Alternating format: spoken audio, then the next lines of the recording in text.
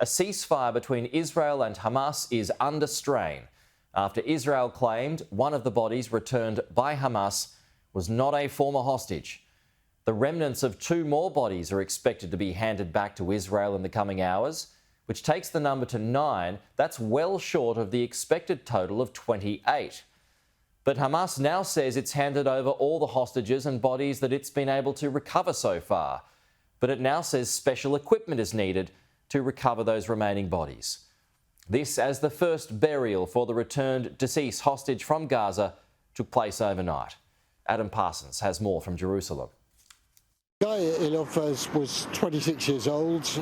He was a sound technician at the Nova Festival. He was there with his oldest friend, and they were obviously at the festival when it was attacked on that morning of October 7th by Hamas. He got into his car to try to flee.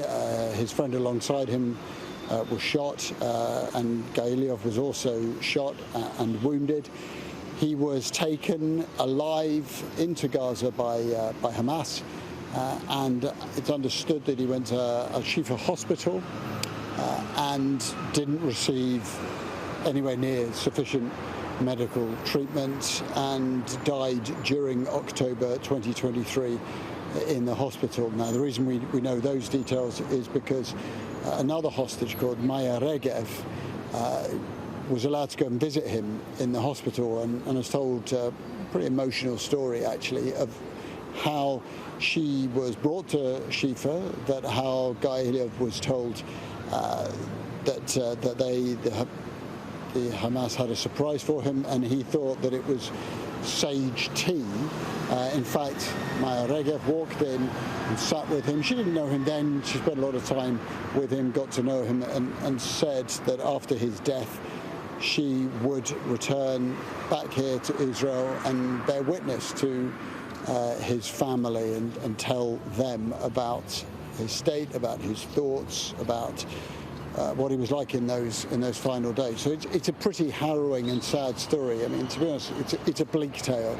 A 26-year-old man who, by all accounts, loved music, was considered universally described as a gentle, pretty quiet soul, who was killed that day in brutal circumstances. So this is the first funeral for those who have been returned by Hamas as part of this hostage swap deal with 20 living hostages, and so far 7 dead hostages returned.